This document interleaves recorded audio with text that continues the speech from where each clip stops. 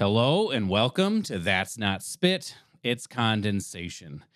I'm Ryan Beach, and today I'm really excited for this episode. I'm with Ron Von Dreau, who I first met as a freshman at Oklahoma City University. He was the tuba professor at the time, and his office was right next to my undergrad teacher, Michael Anderson, whom we've had on the podcast.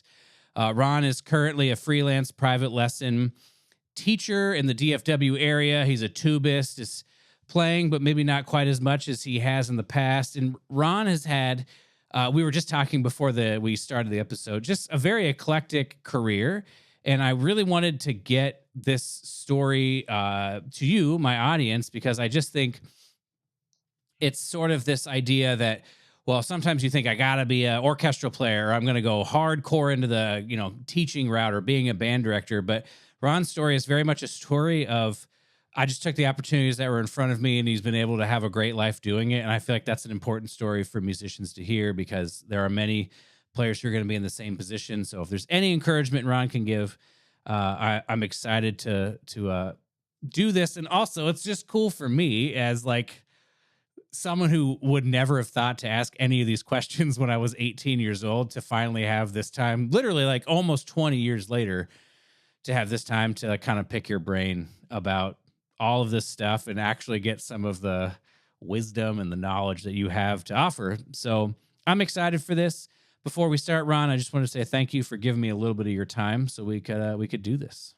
Well, I appreciate you reaching out to me. I'm excited to sit down and chat with you. I've watched a few of your podcasts and have always been you do a great job, and I just it's always fun to dig deeper into the people that you bring on and see what we have to offer. Yeah, well, we're gonna do it just right now. So the easiest place to start in many of these is kind of just like you can go back as far as you want that you feel is relevant to the story, but just kind of trying to get a sense of how your path went. And so maybe this might be some of that deep dive that we were talking about. Just, Okay. where were you when you were 18 years old? What were you hoping to achieve? And kind of how did your career open up from there? I'm going to start probably before that even. Okay. I just to go all the way back to the beginning. I started to play the tuba in fourth grade. I started in a public school band program, and then grew up in Williamsport, Pennsylvania. So strong music program in that public school district. But the one of the benefits that helped me the most was Rolf Smedvig, famous trumpet player, Mm-hmm.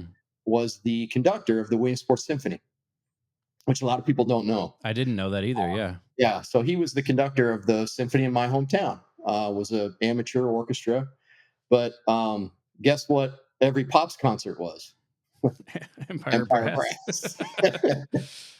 So using the opportunity. at a very young age, I met Sam Palafian. I was probably 12 years old, and they came in and did a He did a kids concert, and they played Tubby the tuba with the orchestra, and then they did a spaghetti dinner afterwards, a meet the stars kind of thing.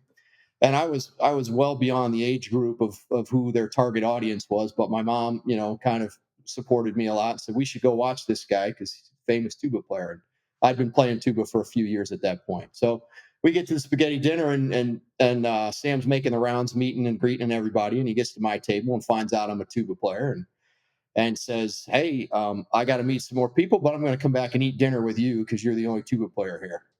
So, like I said, I'm about 12 years old, and we get to chat. And then the next thing you know, he says, "Next time I'm in town, I want to hear you play." Hmm. Well, that started me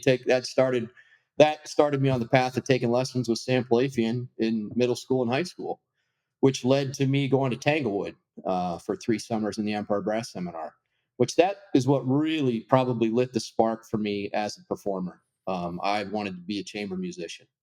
That was my true love of playing my horn, was in a brass quintet, and that started at Tanglewood. So fast forward to college, 18. Sam always said, "You're going to come to BU and study with me at school." So I put all my eggs in that basket. I didn't come from a lot of means, and I go and audition, get accepted to BU, but there's no scholarship money for the tuba studio because they're trying to build up the horn and trombone studios at the time. So there was no way I was going to afford to do that. So Sam kind of helped me get some late auditions, and fortunately, I ended up at Eastman, which was a good place to land, but was not really strong chamber music environment like studying with Sam. But Cherry Beauregard, who was my teacher, who just passed away in the past couple days, I brought up some memories for me of Cherry, and fond memories for me with him at Eastman was that he never, like, he kept me grounded in orchestral excerpts just because it had to be. It was Eastman, and that's the training ground for that. And but he always let me, make quintet kind of a high priority for me, and I really appreciated that of him.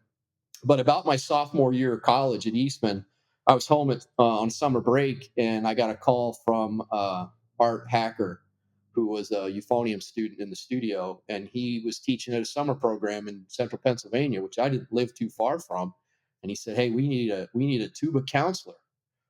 Do you want to come take this job?" It was a 6-week summer program where you were a live-in counselor, but you also played and taught lessons and coached chamber groups and stuff. And so that probably lit the spark for me teaching, was Mm. that summer program. That was the first time I just did hands-on teaching, outside of training to be a performer.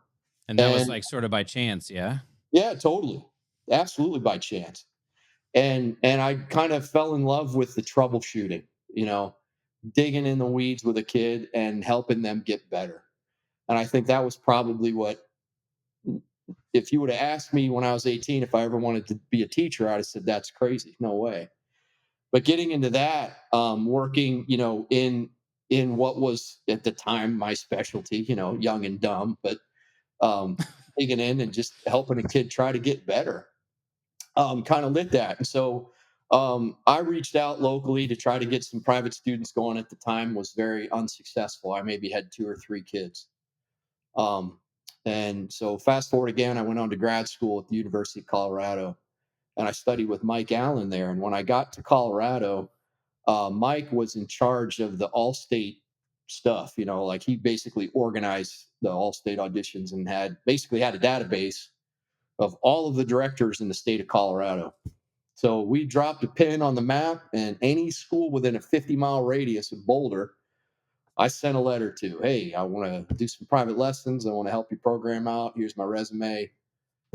I sent letters to 102 schools. Nice. I heard back from one. Oh, So the whole time I was in Colorado, I never had more than 8, 10 students, at the most. And some of them I was driving 45 minutes to an hour to work with them, but I was saying yes to anything. I worked a part-time job during my undergrad, and I lost some opportunities at Eastman because of that, because I was having to pay bills and help pay for college and things like that. So I was working about 30 hours a week outside of school in a part-time job. And when I went to grad school, I said to myself, when I work, I'm going to work as a musician, either gigging or teaching or doing something to further me as a musician, and not, flipping burgers or something. And so that was kind of what I did. And it helped a lot, but I never really got into a full-fledged teaching thing until I moved to Texas. And I got to Texas by just happenstance also. I met my wife at Colorado at CU, and we were engaged at the time. And she graduated. She was an undergrad. I was a grad student. We're a couple years. She's a couple years younger than me. But she went on to do her master's at the University of Oklahoma. And so we lived apart for a year. And I said, that's enough of that. And my best friend, Jim Wood, who was with the Army Field Band now, but he was at UNT doing a doctorate in trumpet performance with Keith Johnson. So I called. Jim and I were roommates at Tanglewood, and we always wanted to start a brass quintet again. So I called him up and I said, "Hey, what's the scene down there in Texas?" And he said, "Come on down. We'll get the quintet. We'll get a quintet fired up, and you can do lessons." I was like, "Yeah, right. I've been doing that here, and I've got 8 kids. That's not enough to make a living." He said, "Don't worry about it. You'll be fine." I was like, "Okay." So I packed up everything I owned. And North Tech Denton area would have put me only 2.5 hours from my wife at the time, so I could go see her on the weekends until she graduated, so forth. So packed up everything and I moved to Texas on a whim, basically. And he had 25 students waiting for me before I ever even got here. wow. And within a year, I had 85 students. So, a lot of the questions that you put on the list for me are, how to do this. And, I guess the number one thing is move to Texas. That's what it sounds like.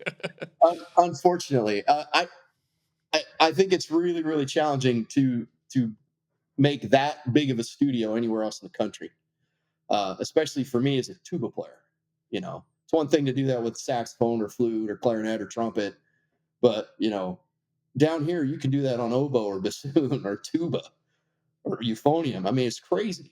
But that was basically the start of me private teaching here in Texas, and I did that for 12 years and had anywhere from 60 to 85 students for those 12 years. And in those 12 years during that is when I met you, because I was still looking to further myself in the collegiate world or the professional playing world. And so jobs come up, and we started our brass quintet. It was Newcastle Brass. It was probably the pinnacle of my playing was with that ensemble. I really cherish the days that we played with those. And Professor Kate Pritchett was the horn player in that group, who is the horn professor at OCU. So we had that quintet going for a few years, and Kate got hired at OCU. And on the way out of her interview, they said, "Hey, do you know a tuba player?" She said, "Yeah, call this guy." And they called me, and next thing you know, I'm teaching at OCU, and Kate and I are driving back and forth from Texas to Oklahoma. Wow. And so, and I taught at OCU for 9 years. But I would teach privately Monday, Wednesday, Friday down here in Texas, and then I'd drive to Oklahoma on Tuesdays and Thursdays. And how far was that drive again? 3 hours. Yeah. So it's just a lot of hours, There's just a lot of hours doing the It was. thing. But I will give OCU credit. I knew a lot of people in my situation that were teaching adjunct at universities all over the place.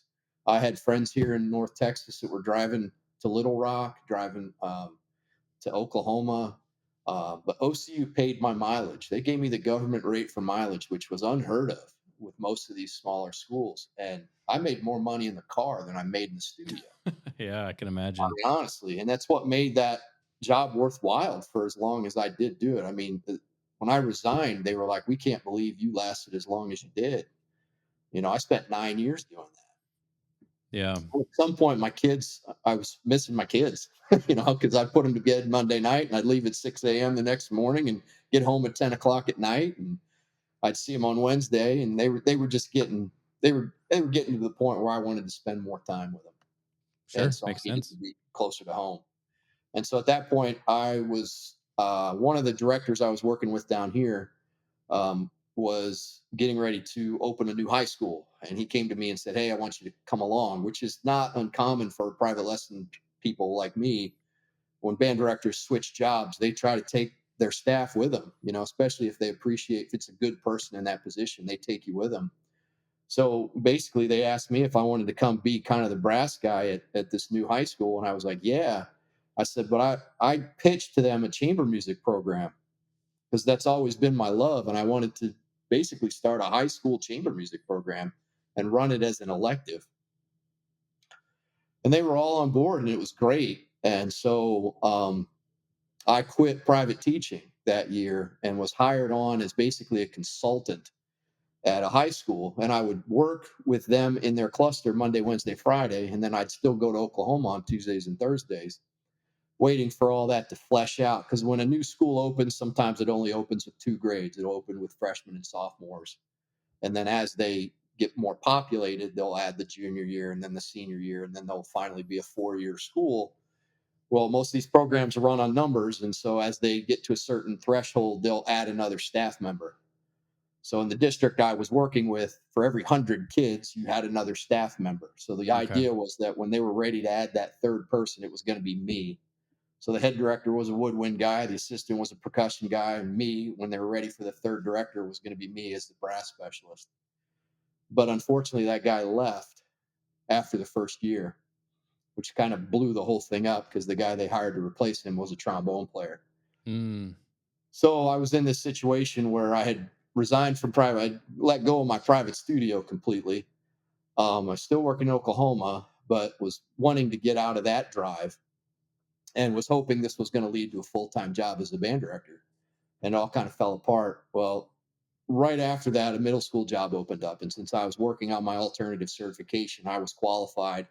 The guys I was working with wanted to keep me in the cluster without losing me. So I became a middle school band director and did that for 5 years. And that's when I totally gave up private teaching and kind of playing and the consulting and became a public school band director basically at that point. And I did that for about 5 years and realized that it wasn't for me. I kind of lost the love for the individual. I liked working more with the individual as a private lesson teacher than I did um, as a band. And I think as being an assistant director, I was in a weird situation because I was 40 when I took the job and had years of experience teaching privately and teaching at the college level. I had taught brass methods at OCU, so I was, for all intents and purposes, the brass specialist at this middle school. I taught all the brass beginner classes and I directed the symphonic band.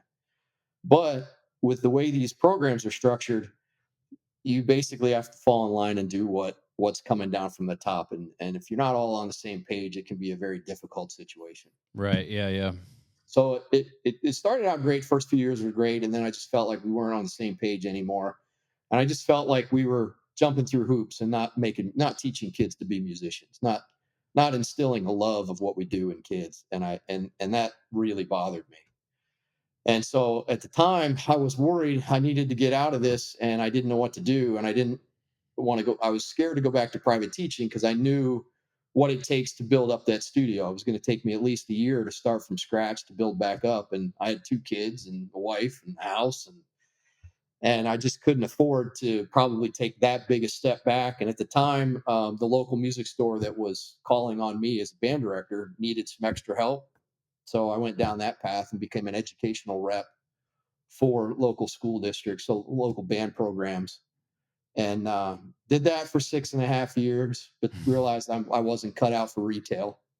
It's not for me. As it became more about selling things and less about helping people, that's when I felt like I had to get out.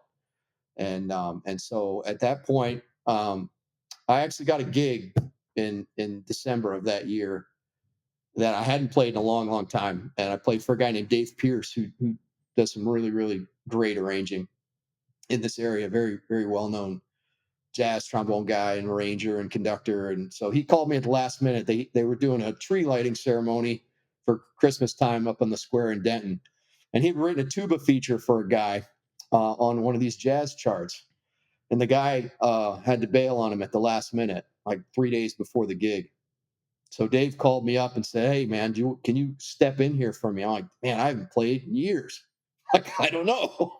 So I sent me the chart, and he sent me the chart and recording, and so I got the horn out and dusted off the chops and played through it quick. And I said, "Yeah, I think I can handle it." So I called him back. I said, "Yeah, I'm in." Went and played the gig, and I just had a blast, and just really reignited the love of playing my horn, and that's when I sat down with my wife and I said, I need to make a change. I need to get back to the tuba in some capacity. And so I decided to go back to private teaching. This was 2.5 years ago. So I went to my boss and we had the conversation, and we decided to make the change. And we used my territory. Basically, we just sent an email out to my territory that I called on and said, "Hey, I'm looking to become go back to private teaching." And within 48 hours, I had 40 students. It's crazy. Yeah. And within a year, I was back up to 80. Within 6 months, I had 80 students. So right now I'm floating around 60, 65. And I've been doing that for, back to that for the past 2.5 years now. So that's kind of the journey in a nutshell. Yeah. Well, I appreciate it. I appreciate the story. I know, like, listening to it, there's like a lot of components and it can be hard to sift through it. So like, I feel like one of the main sort of themes that I was taking away from it was, it's almost like this: you had a certain plan, but maybe things didn't work out exactly the way you wanted it to, or you Yeah. thought it would. But this other opportunity arose, and you're like, well, maybe I could do that. And then also, what the story, it was also like, and then I did that for like 5 years. It wasn't just, I did that for, 6 months and then bounced around. It's like, well, it almost seemed like I'm going to do this and I'm going to commit to doing it. But then you're like, okay, I've given this its full due. And so I guess there's sort of a relationship in the story that you shared between, like between I've got this idea, but also I have to be flexible and malleable, but also like issues and questions of like either financial security or the idea of security in general. So I'm imagining there might be people listening or someone who's listening who could be in a similar situation where things haven't worked out quite the same. I'm just curious if there's any words that would come to you to I speak to this idea of like yeah. the security is not always going to be there, but you take this, like, just what would you say to someone in a position that you might have been in many years ago? I think part of that is my personality. I've got kind of an addictive personality. When I set my sights on doing something, I work hard at doing it the best I can.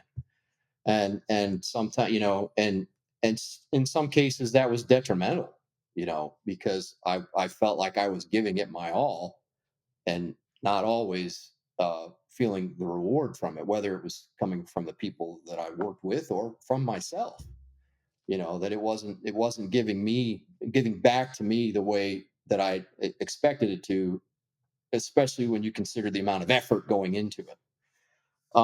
But I think that's important to answer your question, is that no matter what you're doing, you've got to do a good job. You've got to be good at that. And you've got to work hard and you've got to make the sacrifices to make that successful. Um, I think no matter what it did, I could always pride myself on that part, that I knew even when I walked away from it, I knew I gave it my all, and it just wasn't for me. And then I started, in some cases I looked for a change, in some cases the change just presented itself. And I think sometimes that's what is a little scary, because when those changes present themselves, you're like, should I do this or not? Right. Yeah. And I think you just got to weigh the pros and cons and go in, but you got to go all in. You can't go half, or it's not going to be successful, you know. And if you don't go in, you can't walk away from it knowing whether or not you really did it, if you have to walk away from it. Yeah, it's an interesting perspective. I feel similarly about auditions, where if I take an audition, and I became aware of this sort of feeling a number of years ago when interviewing somebody else, but the idea that if I don't put everything into an audition, I can walk away being like, well, I didn't put everything into it. So like, nah, what could have happened if you're sort of living in this? I wonder what could have happened if I tried. But also, if I put everything I have into it and it doesn't work out, then it's like, well, where do I go from there? So I feel like that can Yeah, be sort of if you scary. take two scenarios and you didn't put all into it that you could get into it, then do you honestly really have the result you were looking for? And if you put Exactly. everything into it and you didn't get it, then it just wasn't the one for you. Yeah. But you gave it everything you got, and you can walk away from that saying, I couldn't have done that any better. I did the best that I could, whether it was under certain circumstances or whether it's just who you are, you're at the level that you're at. If you put your best product forward and it wasn't good enough, then you have to come back and work harder, because that's what it took. If you didn't put all that into it, you have a variable there that you don't really know how to answer, because you don't have concrete evidence that told you whether you were good enough or not. Right. So Uh, I think that's my view on that. at this stage in my life, I very, very much agree with what you're talking about. I just think that risk or that fear can be strong. You know what I mean? If I Oh if I yeah, go for it, it can be strong. You were talking about some of these opportunities fell in your lap. One of them being when you were encouraged to first move to Texas, and there were 25 students waiting for you. So yeah. obviously, you're saying, "Oh, just move to Texas." That can be a thing. But I'm curious from your end.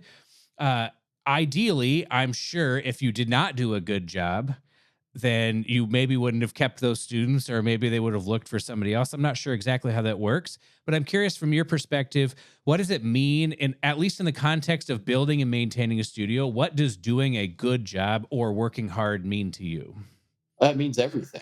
I mean, I think when I decided to leave the educational rep job, I was pretty nervous. Like I was doing this in December, in the middle of the school year. Those transitions don't happen that time of the year. They happen in August or May. That's when you go looking for all those kids, all those students.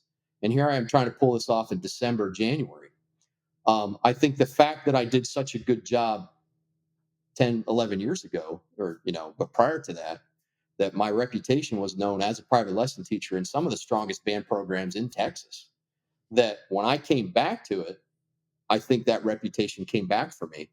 Even after a 10 to 11-year hiatus, I could put my name out there and people went, we want that guy.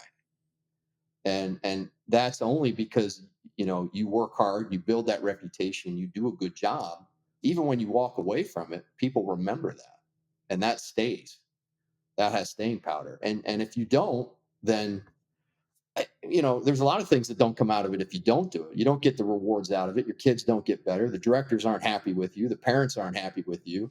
At any given moment that they have an opportunity to cut away from you, they're going to do that. And in this business, they don't do that. They bring somebody else in, and then they just slowly give the students over to the new guy without telling you they're getting rid of you. That happens all the time down here, Yeah. which is terrible. If you have a problem with one of your staff members, have a conversation. Say, we're going to move in a different direction, and I think you should too. Go out and find more. Go out and find a different program that works for you, because this isn't working for us.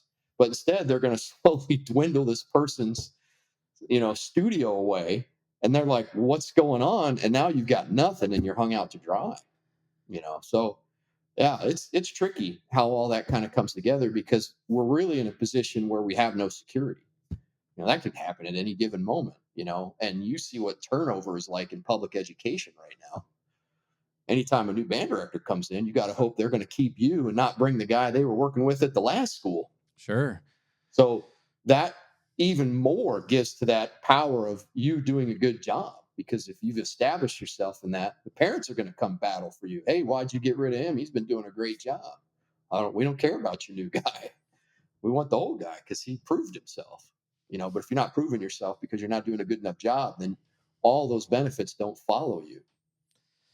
Yeah. And no, I mean, it makes sense to me. The effect of doing the good job is like your livelihood, and it's like the best kind of security you're going to be able to provide for yourself. Like, even it's not guaranteed security. Although there are many, I think in music, there are very few guaranteed security Yeah, things, even if we want to pretend. But I guess to dig a little bit deeper, so like what types of things do you value that would be the definition of a good job? For example, would it be like, I'm going to show up 30 minutes early? Is that the definition of doing a good job, or part of it? Or is it like, I'm going to push these students really hard? Or is it, I'm going to sort of let the students like tell me what they want, or I'm going to communicate with the parents? Like, what kinds of activities are involved with the definition of your definition, at least, of doing a good I job? just have to say first that Michael Anderson would be so proud that your first example was show up 30 minutes early. That was not a strength of mine for a long time. No, I mean, I think, I mean, the list you just gave was from a gigging musician, Yeah. honestly, it was. But those things are universal in some things. I mean, uh, does the guy who works in an office show up early? Is the boss looking at that guy because he's here 30 minutes early every day? Or is he, walking in right when he's got to punch the clock, or whatever?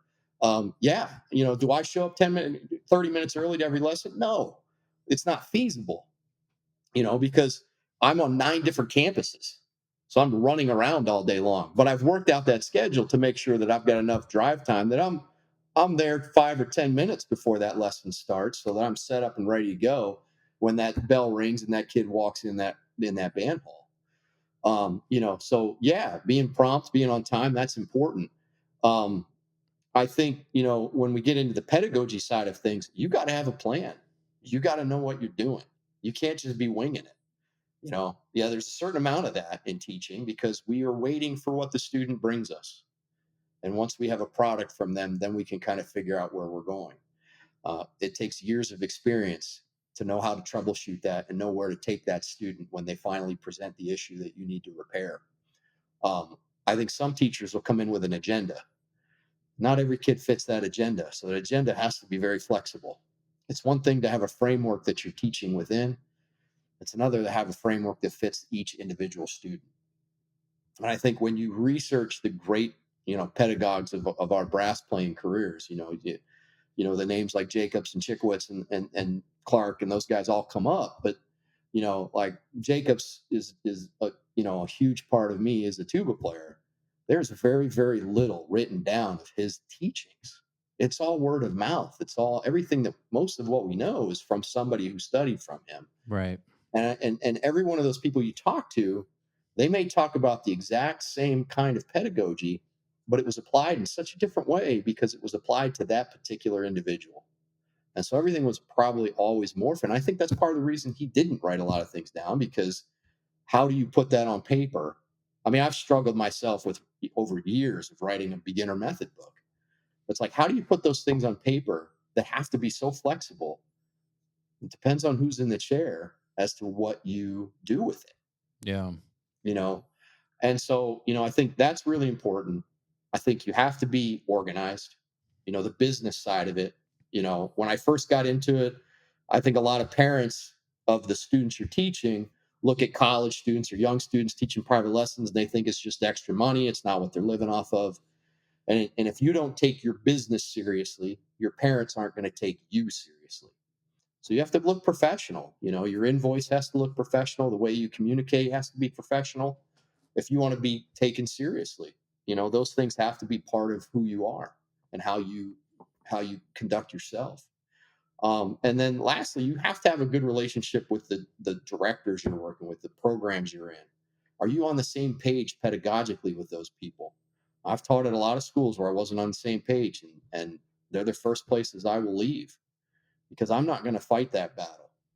I see that kid 25 to 30 minutes once a week. Those people see those kids every day, 45 minutes to an hour and a half, depending on their situation. Yeah. Yeah. You're not going to win that pedagogical battle. Even though you may be right, you're not going to win. And you got to walk away from those situations. So sometimes it takes 2 or 3 years till you move around and you get, I've been back 2.5 years, and every year I've left a couple of schools in the last 2.5 years because I'm trying to find that group of people I get along with and agree with. And sometimes it's just logistics, what's the drive schedule like? And sometimes it's pedagogical differences. But you want to find those people that you're on the same page with and they have the same philosophies you have and they're going to be supportive of you. And if you have a conversation with them because you are the specialist in that instrument more so than the band director, are they going to take your advice? Are they going to at least have a conversation about it and come to an agreement on how to better a student based on your knowledge and the information you're trying to help provide to a program? If you're not having those kinds of relationships, it's time to move on. And it sounds like you're willing to be the person who pulls that trigger. Oh yeah, I am. So you value being in a place where you feel like you're a good fit and it's a positive experience over just like having a thing that's going to pay you money, even if it's not necessarily a great fit. I feel that way now. I'm in my 50s. Oh, sure. Yeah. I didn't feel that way in my 20s. I said yes to everybody in my 20s because I needed more money then. But now I'm at the, like I said, my reputation precedes me a little bit, and I can call up somebody hey, are you looking for anybody? No, but we'd love to have you. You can have that conversation at this age with this kind of reputation and this kind of experience. I mean, I don't mean to sound arrogant about it either, It's just the but truth. but you can. I mean, you can make those kind of changes. So that gives me a little bit of comfort in being able to say, I'm done here. I'll give you an example. I had 65 students last year, over 11 campuses, and I quit 3 schools this past August. I'm still at 65 kids. I Hmm. didn't add any schools. So just more people have bought into what you're doing. Right. Was I a little nervous about dropping those 3 schools? Sure. And it may have been, a little sketchy. But when the chips finally landed, middle of August, looked at my wife and I was like, we're going to be okay. I got enough. I got to keep between 50 and 60 students is my threshold to pay the bills and make a decent living and take care of what we need to take care of as a family. Yeah. So, That makes sense. No, and like I mean, but ideally, and it makes that, sense too from the perspective of like you're first getting into something, you don't have that reputation, and so there's maybe a little bit more of a give and take, so to speak, you're, about here are things I care about, but you're, also I'll go along with you until I you're have also more. you're also less experienced, and you're not confident in your ways at that point. You can't walk into a band director's office and have that conversation of, "Hey, this is how I think we should do this," and back it up. That takes experience, and in the beginning, you don't have that. So you do have to kind of bite your lip sometimes, and do what you need to do in order to maintain a living, and maintain your studio and do the things you need to do. But like I said, as that evolves and you get better and you have a little bit more confidence in what you're doing, and you have a little bit more faith that people are going to take care of you, and you're going to get put in the right circumstances with the right people, then you can start to make those kinds of decisions where you can walk away from something because you know something better is going to fill that gap. Sure. I'm going to shift gears a little bit here because I kind of want to get into a little more of the nitty gritty of like Okay. doing the job. One of the things I find difficult about teaching, especially if I've got like a longer day of teaching, is it's just mentally exhausting in terms of being focused and being there. And sort of for me, there's like an energy that I get from doing it that kind of helps sustain me. But I would find driving all over the place and teaching 65 kids, I would find that to be very draining. Do you find it to be draining? And what kinds of Yeah. things do you do to bring your best? I don't drive around as much as I used to. I've gotten smarter about setting up my studios so that they're closer to my home. All 9 campuses that I'm on are less than a 20-minute drive from my Okay. house, and I tend to get into high schools and their feeder middle schools. So if I am moving around, it's I'm running across the street to the middle school, or I'm driving a couple blocks away to their other middle school. So I've spent a lot less time in the car. But still, 65 students is a lot of Yeah, focus. I'm, So I'm still teaching anywhere from 12 to 15 kids a day. that's a lot. Yeah. Yeah. But you got to remember they're 25, 30-minute lessons. They're not hour lessons. But how They're do the half students hour. at the end of the day, how are they? It's like, you know what I mean? Like, how are you still Yeah. trying to make sure you're like focused Both, and listening and both giving of your us, best? them and me. Yeah. Yeah. Yeah. So I think, it, you know, when I was younger, I had a really hard time because I had 85 students. I was getting burnt out. And I go back to Sam Palafian, and him and Pat Sheridan. Right about that time, I was doing a lot. I was about my third year of private teaching. I had 85 kids. I was going crazy. I was like, exactly what you're saying. How do you get through the day? Because you got to remember, with that kind of student load, how many of these kids are real serious about this? Hmm. Maybe 10%. I mean, the numbers are low, and where I grew up in Pennsylvania, if you were taking private lessons, you were serious. And I think that's the case in most of the rest of the country. But it's such a machine down here that it just feeds itself. And that just, if you want to be in the top band, you got to take lessons because it's mandatory. Well, if you're in the second band, you want to compete with the kids in the top band. Well, you got to take lessons. Well, that feeds down to the third band. Some of these high schools have four bands. Some of these schools, they had 15 kids in it, 14 of them would be taking private lessons on tuba alone. And so how many of those kids are real serious about it? They just want to get a little better. So at that time, Sam Palafian and Pat Sheridan did this thing called Access All Areas. And I don't, were you at OCU when Pat came for a residency? I think that was shortly after I left, I think. Okay, that could be. That because wasn't too long after I went and did this. So basically, you went out to Arizona. You stayed at, you were in Pat's. You spent the day at Pat's house with him and Sam. You went through their daily routine. It's when they were developing the breathing gym and the brass gym. It was before any of that stuff was really published. And so we were kind of guinea pigs, and they were test running the thing. And that kind of relit my teaching because it made me come to the realization that we can teach beginners the same pedagogy that we're teaching advanced students. We just have to put it in a digestible format. Sure. because the pedagogy needs to be the same. You shouldn't change your pedagogy just because a kid is a beginner or young. Pedagogy needs to remain intact. But how do you get a kid to understand an advanced skill like that? Well, you got to put it in digestible pieces. So I had to kind of reinvent myself through the eyes of the brass gym. And how can I take this really advanced technical stuff and get beginners to do it? So basically brought it home and kind of rewrote all those exercises until I had a routine. And a lot of what I teach is that routine. And that started to get me through the day, Hmm. you know, because I would, if a kid came in unprepared, well, we had a 30-minute routine, page one, you know, and Yeah. and they would just play it together. But I'm working on the same pedagogy for myself that they're working on, the same techniques. We might just be playing it slower. We might just playing it in a narrower range. But the concept of how you're breathing, tone production, all those types of things were still involved in that. So it was making me a better player as I'm dragging this beginner who hadn't practiced this week through the same product.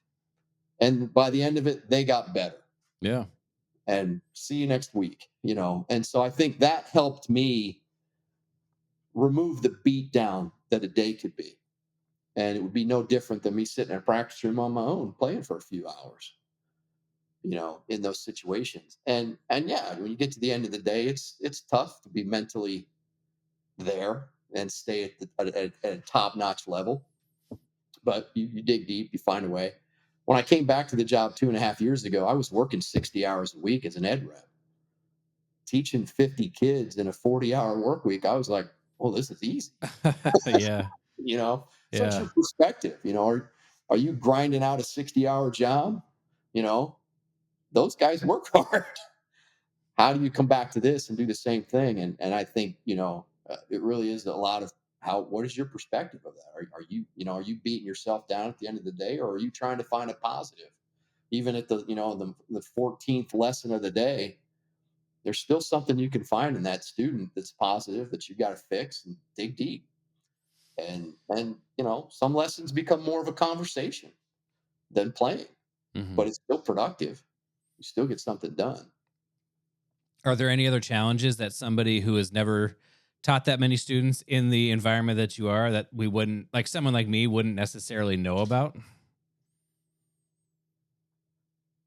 I don't know. I guess that's a tough question to answer because it's been such an evolution for me. And I think that's like anything we do that we're not totally in, that we haven't been in, that we're new to. It's an evolution, as you do it, you work hard at it, you figure out what you're doing wrong, and you fix those things, and you move on. I've had a lot of new young teachers come to me and ask me, how do I do this or how do I do that? And I think the number one thing is know what you're doing. Know your pedagogy, know your instrument, know how you are going to help these students. And it's tough to have a young person. I mean, I think because you've talked to me at Anderson's retirement about building your own private, teaching studio, and that this is kind of new to you, but you bring a lot of experience to it that you're going to lean on, as a player and performer and your own student, and you being your own, every teacher teaches their worst moments, you know, Sure, whatever sure. problems you had in your past is the strongest thing you teach to your own kids, I'd agree with that. Yeah. and so you dig into those things and you lean on those things because those are the things you know the best, and then you just start filling in the gaps. But you got to have a plan, keep learning yourself so that because you're gonna run into. Last year, I ran into two tuba players that were using their tongue as their bottom lip. Nice. So what were Yeah, they using to articulate? they weren't. They were starting and stopping the air to articulate, Yeah. which I did when I was younger, when I was a beginner. And like first couple of years of playing, you just kind of huff and puff, and I got pretty good at it. And I auditioned for a local community band, and the director caught it and said, "Hey, I can't let you in here until you fix that." So I'd kind of go back to the drawing table and relearn how to articulate. But there's so many things that it's so hard to find. Like these kids were really good at that. They've done that 3 or 4 years now. And I come along and go, hey, that's not how this works. Yeah. You got to have a plan for that. And I didn't, man. I'd never seen it. Now what do you do? How do you fix that? So there's no method book for that one. you know. So you lean on your experience and you just dig in. And basically, I went back to starting over. I went back to treating those kids like they were fresh and beginners to the instrument. But the idea is the learning curve's much steeper now. We can progress through these things faster, but we got to go back and rebuild the whole thing, Yeah. because basically your embouchure is such a mess that if we pull the tongue out of it, we had to basically reteach how your lower lip is supposed to function in the embouchure, And then and build then all the learn how to musculature around articulate, it. And and then rebuild the whole thing from there. yeah. And that's a tough thing to do in a public school program, because there is constantly something that those kids have to do at any given moment. They're working towards a goal, whether it's the state marching contest in the fall, whether it's winter concert, then it's their solo and ensemble stuff, then it's all region, all state process, then there's just always something. And you've come across something like that, you got to walk into the band director and go, hey, this is what I just came across, this is what we need to do to fix it. Are you going to be willing to let this kid take a step back that far and still nurture them to come forward and be a better player, while they may not be able to jump through whatever hurdle you have lined up for them next. Mm.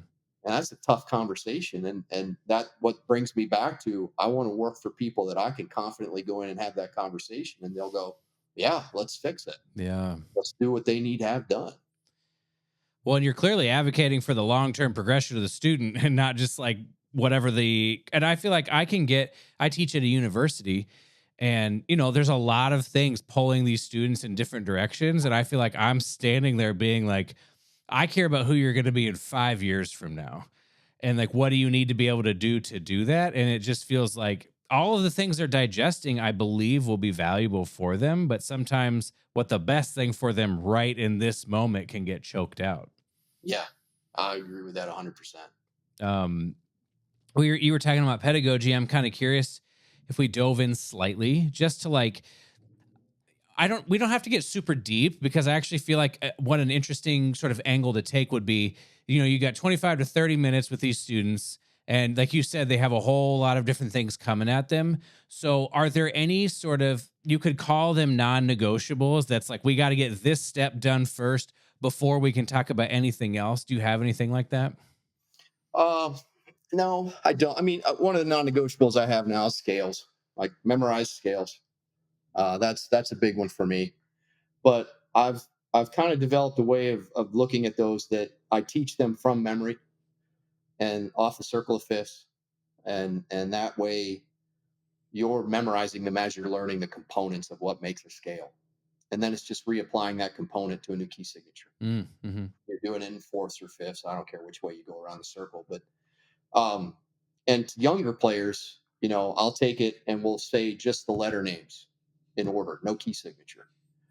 And my rule of thumb for younger players is do it 3 times, and do it until you can do it 3 times in a row without making a mistake.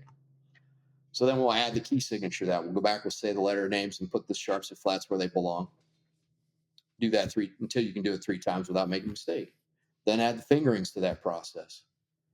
So the next step would be then to play it. So by the time you're ready to play that scale, you've repeated that thing in your head 12, 15 times. Yeah, you've got that Most kids, picture in your head of like what it should be. yep. And most time, that first playthrough is successful. You've got all the right notes, you've got all the accidentals, everything is successful. And repeat, rinse rather and repeat. Go on to the next one. And if you set it up as circle of fifths, you're reinforcing the key signature, because that's following the same order. As we add that flat or we add that sharp, it's following the same flat, the same fifth or the same fourth. So you're reinforcing all that information, and the kids have never seen it on the staff. So if you take 1 octave scales and you go through all 12 keys, by the time you're done, you've got a 2 octave range. But if I put, say that concert E flat scale on the staff, stick it on the stand, that kid's going to panic because it looks high. Mm. If I don't show it to them, they don't panic because they hear it, and they just match what a scale sounds like. And all of a sudden the high stuff comes out because it's based in your basic pedagogy of how to play with a good sound. Yeah. As long as you continue that, you're going to get up there and your ear is going to take you there, not your eyes. And you remove the fear of it. And all of a sudden range starts to happen out of that. So I guess, I mean, that's one of my non-negotiables. My other point of that is taking me back to that, when I worked through the brass gym and worked out that routine. I've got a 20 to 30-minute minimum routine. I mean, we can make it an hour, we can make it 10 minutes. It's a sampling of long tones, flow studies, flexibility exercises. It's the basic nuts and bolts of being a brass player. Yeah. And there's several examples of each type of exercise, whether it's long tones, multiple types of long tones, multiple types of flow studies, multiple types of flexibilities. So we can pick and choose. And I think having that as your fundamental, as your basis, that's what we go to. So I'm either using it as a warm up to the beginning of the lesson before we get to whatever hoop they're jumping through, whether it's a solo, whether it's a piece of music for band class, whether it's a, all region music coming up or whatever. We've got that fundamental block of stuff that we're just going to warm up with. And then when we get into downtime, we live in that routine. Yeah. And that's what, and as long as you've built that routine to be all encompassing of both your pedagogy and the tasks you want them to be able to achieve that are way beyond what they would need in whatever music they're working on, then the music just becomes an application of that routine. Yeah, 100%. Like I'm just like sort of like, I mean, I couldn't agree more. And what it's making me think is, I think another really difficult part about being a teacher is clearly communicating, right? Like you were talking about with like, younger students, like figuring out how do I translate this in a way where they can understand it at the level that they're at, but even more advanced students breaking it down so it feels like it's this manageable thing that they can interact with and it doesn't feel like it's a heady like dissertation of information. I'm curious for you, like what was the process? I mean, besides just doing it, like maybe how long did it take before you felt like you really had like a mastery over communicating this information in a way students really seemed to connect with? Man, it took Or it took years. yeah. I mean, it does. I mean, it was interesting when I got the job at OCU. I had been private teaching for 2 or 3 years, so I'd been teaching mainly sixth grade through 12th grade, and now I get this college job, and and you're thinking like, here we are, we got more advanced kids, and this, and the studio was rough when I first got to OCU. It I only had a handful of kids in it. They were really green. I mean, I had better high school students in Texas than I had college majors at OCU. So I think a lot of times we worry about the difficulty that we're putting in front of the student that we forget about the breakdown of the fundamental, Yeah. you know. And I think sometimes we're afraid to offend an advanced student to go back to the basics and say, look, this is how I teach. I don't know how many times I told kids at OCU, this is how I teach sixth graders how to do this. Let's try this. And it takes them all the way back to the basics of what they need to do. But that's the building block that they're missing. Yeah. Yeah. And you got to go all the way back there to install it. So I think a lot of times it was figuring out it's okay to treat them like a beginner. Again, the learning curve is steeper. You're not spending months on that skill, you're spending days on it. And then you're piling on much quicker. You're getting back to where you needed to be. But you had to go back to that basic fundamental skill that they would have learned. The saying, everything I learned in life, I learned in kindergarten. I really think a good foundation on a beginner applies. It's the same. And if you missed pieces of that foundation, you pay for it for the rest of your career Yeah. until somebody spots it and helps you fill that gap in. And I think if you can ground yourself in those kind of fundamentals, that'll take you a long way.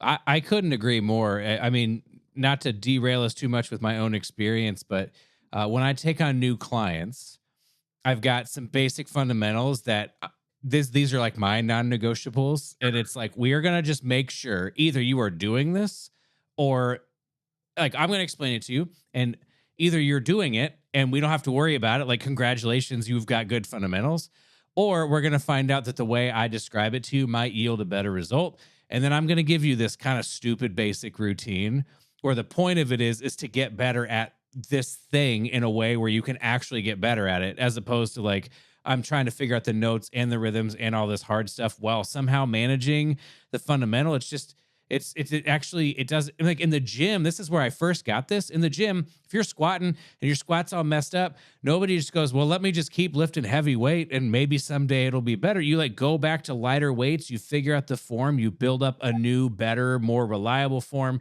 So when you get back to those weights, you can be more successful and safer, but also continue to progress past that point too. Well, I think Remington long tones are a great example. And I think we get into something like that and we get to a point where we're like, you get students that they're like, oh, I'm beyond this. Are you? Yeah. Why were they written that way?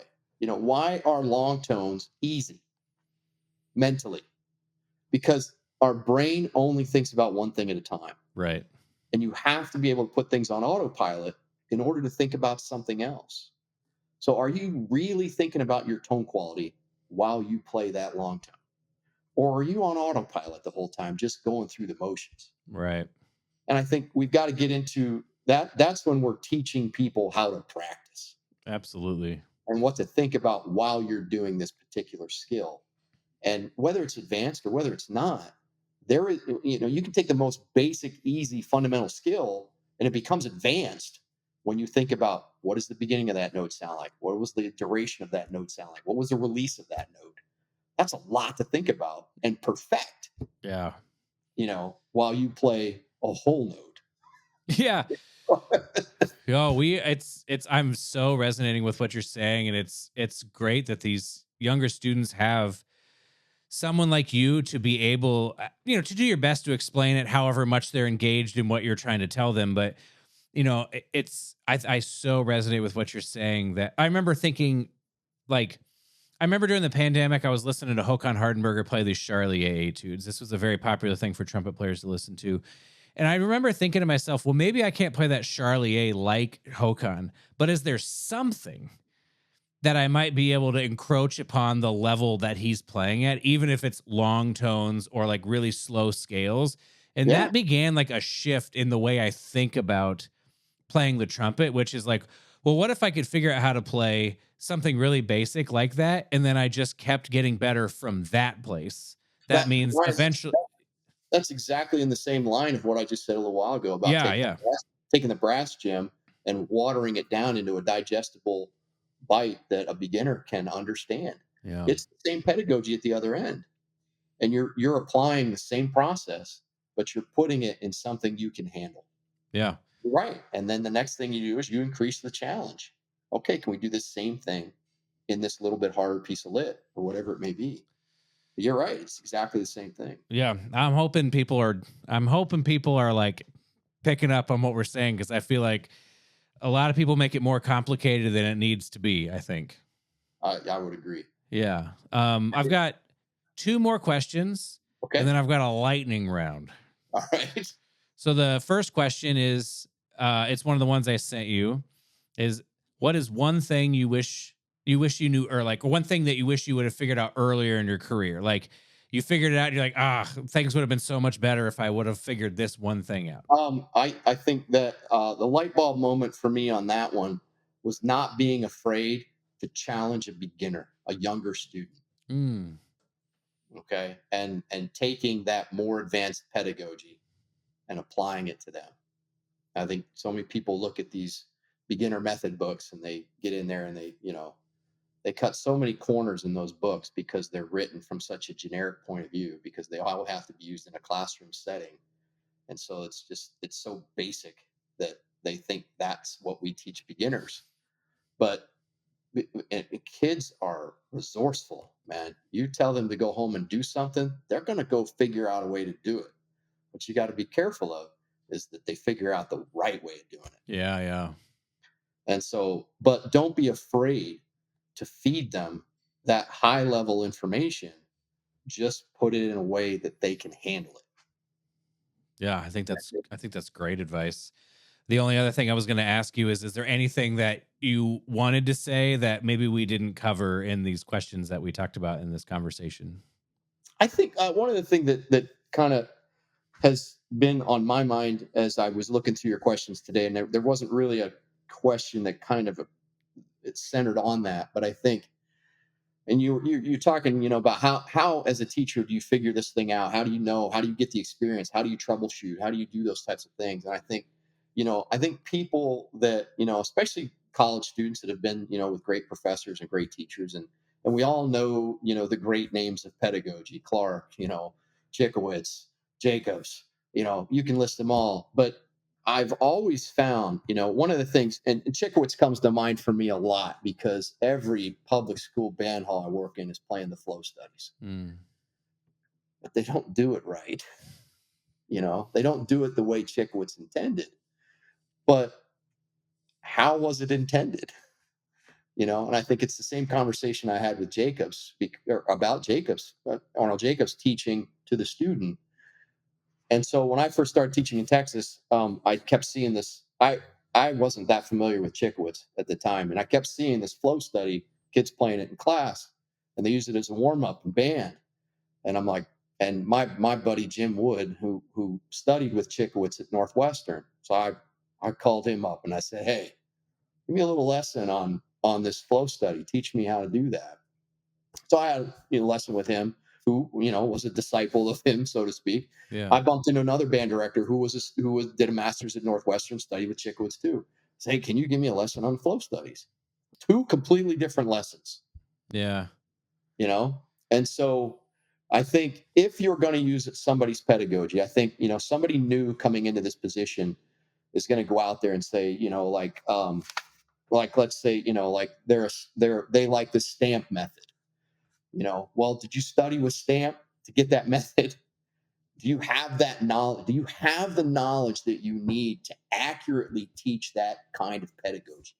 Whatever it is, whoever it was. Because even for me, like I watched the Brass Gym DVDs and the videos and stuff, and there were certain things that I picked up from Sam and Pat that were never mentioned in the videos or in the books, but those were the key pieces that turned the light bulb on for me. And those are the things that I make sure I instill in my students. So if you're new to this and you're teaching a particular pedagogy, are you well versed in it? And if you're not and it works, go get well versed in it. Go Yeah. find the people that studied with those. Because, man, to be honest, it's getting harder and harder to find the people that studied with those people because the time has Yeah. allotted and expanded. And so I think knowing that those pedagogies are good and knowing how to apply them are two different things. Yeah. Well, I think that's, yeah, I totally am on board. It's like Barbara, I studied with Barbara Butler, and like she would often say, like, she would come across a method and she would feel sort of an obligation to like spend time with it, understanding it, making sure she wasn't just like, hey, try this thing out, but she understood like the point of it and what the goals were and all that. And so I'm with you. I think understanding the main purposes of it. And if you don't, it's like almost in a way, I would say, I'd be curious if you agree with this. If you don't know, like if you're really, and you can't get in touch with people, I would say in some sense, feel free then to take some of these exercises and like dig yourself and try to figure out, well, what do I think? Like almost as if you were going to make your own method, your own approach, because then at least you're building something that No, you can, yeah. I agree with that 100%. And I did that. I took chunks of the Chikowitz flow study and turned it into more of a breathing exercise rather than a tone builder. We did I took the first two phrases of it, put it in all, and we do it in all 12 keys, but I broke it into like you start with a 2 count breath, you play the phrase in between the two phrases, you've got a 1 count breath, and then we break the second phrase about 2/3 of the way in, and we take a real breath in action, which is more of a 1/2 count breath, but it's set up 3 kinds of breathing in there. Yeah. But most band directors are using that to build range, not build tone quality. And so, but if we do it in all 12 keys, we're building range rather Yeah. than playing down through the entire flow study in B flat and trying to get the peaks. We're doing it from a more relaxed point of view. We're doing it with the breathing as our main goal, but we're still building tone, we're still building breathing. And that's more of how I'm applying that particular exercise. And it probably, I mean, in some ways it fits in with Chikwitz's pedagogy, but it's not the way he applied it, but it's the way we're applying it to a tuba player or a euphonium Well, and it speaks to what you were saying earlier, that it's like, know what you're about, know what you're teaching. Like, you develop this thing in a way where you're like, it's going to solve this problem and player. it's going to address these things. And you have this confidence of, we're going to go through this and I know how to teach it because you like made it your own. Right. Right. Yeah. And I worked with a band director this summer. We were talking, and it was a long, and I've developed a lot of my own exercises, and they're all stolen. They're all borrowed from somebody else, but they've got my little twist on it somehow, and how I feel that we need to work it. And I got done. He's a young band director and was going to a new job, and I taught privately at his school, and he, liked the product that he was seeing from my students, and he's like, how can you help me? And we went through all my stuff, and like I think at the end he thought I was just going to hand it all to him, and I was like, this is how I do it. Now you're a trombone player, you go make your own. Yeah. I can't just hand you mine and you have success. You have to do the homework. You have to dig into those. You have to rewrite them. You have to use them yourself and figure out, okay, what works, what doesn't work. and Yeah. and that's the best way to go about that, because then you're grounded in your own pedagogy. You're not grounding yourself in somebody else's pedagogy. Your pedagogy is influenced by lots and lots of people, but it's still yours. Totally agree. This is great. I've really enjoyed this. Are you ready for our I'm ready. lightning round? I'm ready. All right. These questions might be dumb. I literally typed them in while we were talking to ChatGPT, so we'll see what it comes up with. Question one. One practice. So we may have covered some of this stuff, so, whatever, but one practice tip every student hears from you. Oh, I don't think I'm that universal. Interesting. I think it depends on the kid sitting in front of me. Okay. 2, favorite etude book or method you recommend most often? That's tough because the way we're formatting things down here, I don't really work in a set of method books or etude books, because I'm really following the calendar of what the public school I'm working with is. So I spend most of my time in whatever the All-State Etude of the Year is. Mm-hmm. For us, that revolves around the two Blazevich etude books. There's a they rotate through 4 different etude books, and for Texas All-State. I'm probably grounded in most of those most of the time. But if I had a personal favorite, it would be the Tyrell. Cool. And then you probably say like that 20-30 minute routine probably too. Yeah. Yeah, I mean that's the brass gym. Wouldn't necessarily call that an etude book though. Well, it says method, so either way. Okay, all right. Yeah, I would say the brass gym then. Yeah. We're gonna go that route. All right. 3, most common mistake you see young brass players make. Teeth too close together. All right. 4, Hands down. the first thing you listen for when a student plays. Tone quality. All right. 5, one tool or resource every private teacher should use. Quicken. Nice. Yeah, 6. we didn't even get into the business side of stuff. No, we didn't. 6, your best tip for keeping students motivated week to week. Ownership. Getting them to own what they're doing. And finding something every week that they see as a flaw, that they have then by the end of the lesson a tool to fix it with, and a path, a plan. 7, quick advice. Yeah, there we go. That's a little bit of business. Quick advice for handling payments and studio policies. Treat them professionally. I have a list of policies. Everything that we do in this job is hard to enforce. I mean, I could charge a late fee, but what if they don't want to pay it? What's my recourse? Okay, you don't pay me anymore. I'm not teaching you anymore. I just lost that money. Yeah, right. So it's kind of, you got to be a little bit flexible. But I think the minute I treated it more professionally, I made my invoices look professional. I do everything through mail merge. I do everything in a database. I've got a form letter that looks like it basically looks like a utility bill. And I take all electronic payments. So, Zelle, Venmo, Apple Pay, that kind of stuff. But I email it out through a program that's connected to Google Drive. and it does a mail merge to an email, and it just shoots out. And I do it at the beginning of the month, and I lay out, plan out the month, when I'm going to teach, and if I got a day off, take that off the list. But it looks very professional, and the minute that shows up, parents that take care of business will take care of you. They'll put it in the pile of their bills, and they'll pay you when they pay the bills. And literally, when I shoot that email out, I try to do it on the first day of the month. Within 48 hours, I've got probably 60 to 70% of my parents have already paid me. Nice. They pay me in advance. I don't pay in arrears. You Yeah. pay me up front for the month, because then that's my security. Yeah. Uh, and then I have a limit. Once you reach a certain dollar amount, I cut you off. And if you don't pay up, most people, you get to that point and they get caught up. Fair enough. 8, favorite recital piece for a high school tubist. Wow, that's tough too. That one's catching me off guard. I think it's tough because I pick literature based on the kid and what they need. You could say Right. any solo and I wouldn't know the difference. It's tough because at that level, it's so many arrangements. Sure. Are we really looking at literature that's tuba? It's probably more. I guess the Frackenpole concertino. I'll throw that out there. I like All that right. one. I'll go listen to that one sometime. Where are we?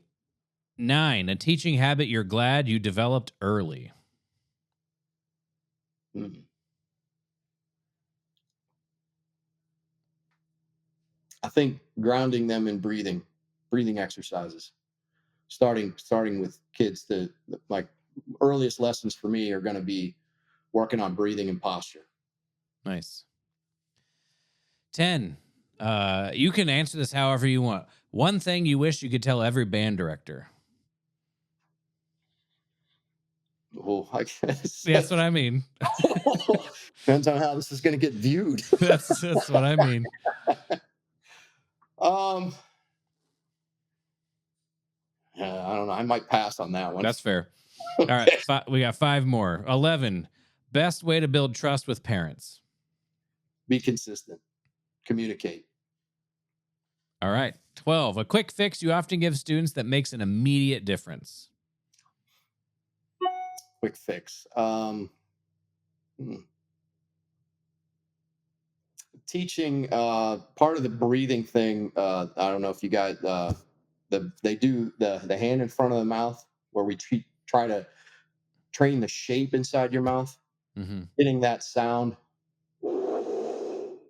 If it sounds like air blowing through a haunted house if you've done it right. If it's too small, kind of whistles. If it's too big, sounds like it's in the back of your throat. I think getting that to happen, if you get that sound just right, then your teeth are going to be in the right spot, your tongue's in the right spot. It just sets up success for the backside of the embouchure. And that's the basis for good tone. Yeah, Anderson always called it the scary wind noise. Yeah, that's it. Like, 13, biggest mistake new teachers make when starting a studio.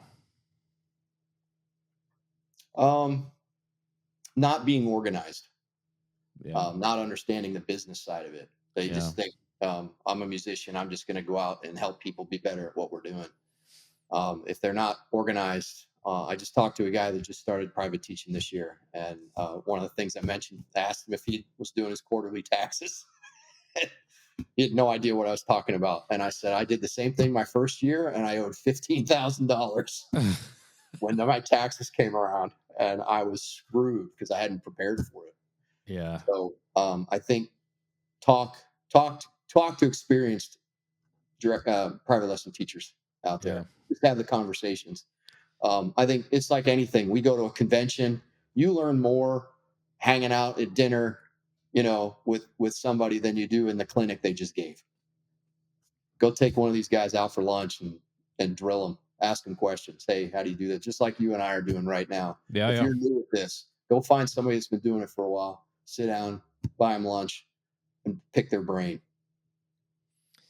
That's great advice. 2 more. 14, most underrated skill for low brass players. Underrated skill. Good tone quality. And last one, 15. One word you hope your students use to describe you. One word? Caring. All right. You did great, I think. Thanks, man. I know. We get Yeah. some questions you're not prepared for, put you on the spot, but that was great. I enjoyed this conversation very much for a multitude of reasons. It was very informative, and again, like I like when you talked about the business and being organized. It's like I'm starting to get more and more clients, and I can already see like I'm gonna need strategies for keeping track of what everybody is doing and payment and all that kind of stuff. So this has been I'm helpful for me. I'm going to give a plug to one of my buddies. It's called the Cadence Calendar. Google it and look it Okay. up. There's several companies out there. My Music Staff is one of them. But the cadence counselor is a private lesson teacher here in my area as trumpet player. But he went and did an undergrad in computer science, decided to come back to music. Once he got back, he was like, "Hey, I think I can develop an app that would be really helpful for this." So it links with Google Calendar, takes care of all payments and things like that, takes care of scheduling. It's pretty cool, and it's a lot more affordable than some of the other companies that are out there helping people manage that. Cool. Yeah, I'll definitely check that out. Um, if anybody is listening to this episode and they're like, Ron seems like a cool guy, and I want to let him know, or at least tell him I learned some stuff, how would someone get in touch with you to do that? Email would be best. RONVOND at AOL.com. I can't believe you have an I still AOL. have it. Well, I have a Gmail account too, but Yeah. Well, this has been great. I appreciate it. Appreciate your time. It's like I said, it's just great to connect with you again and have a chance to chat. So I appreciate your time. I appreciate Brandon Yoakum and his work on mastering this episode of the podcast, making it sound all nice and pretty. And most of all, I would like to thank you for listening to this episode. I hope you enjoyed it, and we will see you in the next one.